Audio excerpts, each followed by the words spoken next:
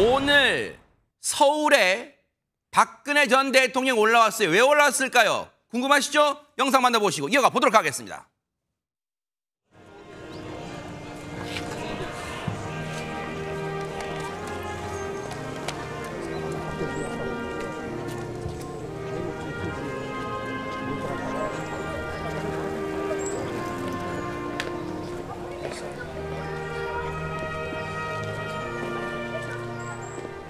자랑스러운 지도자를 추모하는 이 뜻깊은 자리에서 영예이신 박근혜 전 대통령님과 유가족 분들께 자녀로서 그동안 겪으신 슬픔에 대하여 심심한 위로의 말씀드립니다.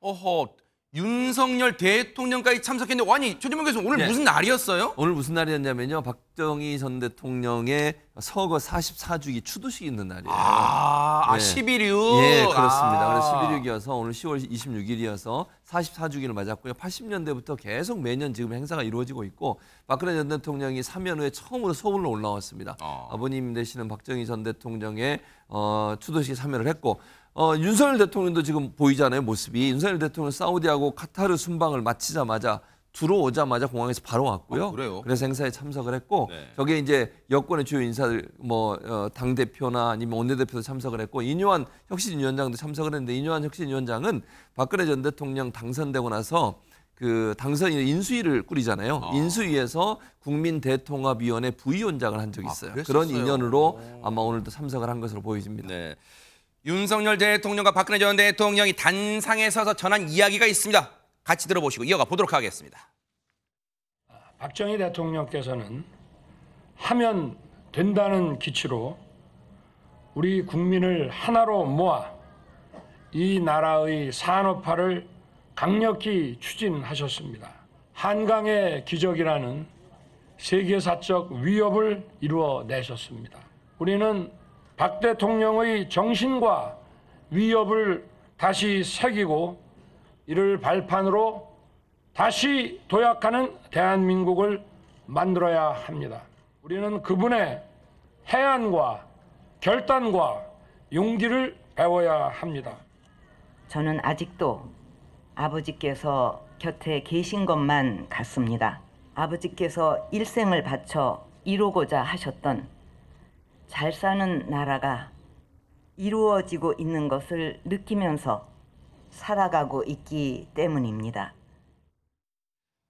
이수정 교수님, 윤석열 대통령의 추도사를 들어보니 박정희 전 대통령에서 좋은 감정 가지고 있다는 건 좀 느껴지네요. 네, 공과는 사실은 잘 구별을 해서 훌륭한 부분은 틀림없이 인정을 해야 되는 그런 측면이 있는 것이고요. 네. 그래서 그런지 윤석열 대통령은 아주 그 위로 말씀을 아주 적절하게 잘 전하고 계십니다. 네.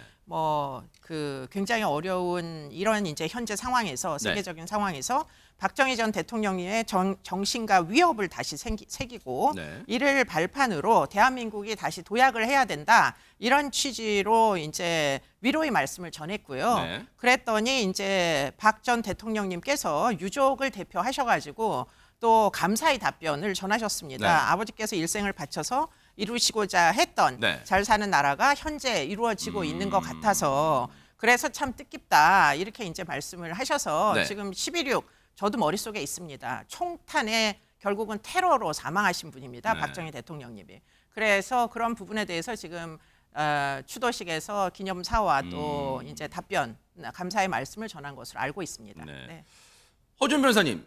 윤석열 대통령하고 박근혜 전 대통령이 만난 게 사면 이후에 만난 게 처음이에요. 어떻게 기억이 좀 가물가물하네요. 이번이 세 번째입니다. 그러니까 작년에 이 당선인 시절에 4월에 박근혜 전 대통령 사저가 있는 대구 달성군 육아읍까지 윤석열 대통령이 내려가서 당선인 신분으로 내려가서 만남이 이루어졌었고요. 그리고 한 달 뒤 대통령 취임식 때 만났다가 17개월 만에 세 번째로 또 만나게 된 겁니다. 네.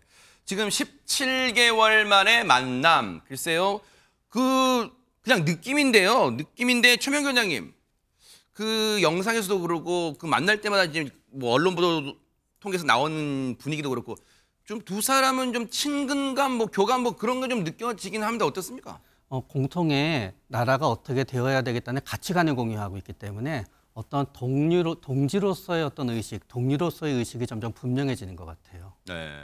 최진봉 교수님, 어쨌든 물론 뭐 전직 대통령의 공과는 다 있을 수 있지만 어쨌든 저 전직 대통령이란 또 평가는 또 평가대로 또 뭐 해 나가야 될 것 같아요. 그게 또 진보 진영 전직 대통령이든 보수 진영 뭐 전직 대통령이든 뭐 다 두루두루 해서요. 그렇습니다. 네. 그러니까 박정희 전 대통령 같은 경우에는 공이 있고 과가 분명히 있어요. 그러니까 우리 시대의 경제적 성장 산업화에 대해서 긍정적인 역할을 한 건 분명하고요. 네. 다만 그것 때문에 많은 국민들이 어려움을 겪었던 부분도 분명히 있어요. 그러니까 이 두 개는 분리해서 우리가 봐야 된다는 생각을 하고 사실 저 두 분이 저렇게 이제 자꾸 만나면서 좋은 모습을 연출하는 것도 저는 총선을 앞두고서 여러 가지 정치적 이유도 있다고 생각해요. 네. 윤석열 대통령 입장에서는 사실 지금 지지율이 이렇게 높지 않은 상황에서 네. 총선에서 국민의힘이 승리를 해야 될 텐데 만약의 경우에 박근혜 전 대통령 지금 예전에 측근에 있던 분들 최경환 예를 들면 최경환 전 부총리 같은 경우에 지금 출마 준비를 하고 있거든요. 그런다면서요. 네. 그러다 보니까 이제 혹시나 당 외, 그러니까 국민의힘 아니고 다른 쪽에서 혹시나 당이 생기는 것에 대한 우려 네. 이런 부분도 함께 좀 고려한 게 아닌가 이런 생각이 듭니다. 네. 어쨌든 세월이 많이 흘렀네. 44년 전이네 벌써. 보고 계십니까? 대박 사건. 네, 안녕하십니까? 김명준입니다. 여러분과 함께하는 뉴스파이터. 다양한 소식과 뉴스를 보고 싶으시면 화면 오른쪽을 꾹 눌러 구독해 주시길 바랍니다. TV로도 유튜브로도 여러분께 한 발 더 다가가겠습니다. MBN 뉴스와 뉴스파이터를 사랑해 주셔서 고맙습니다.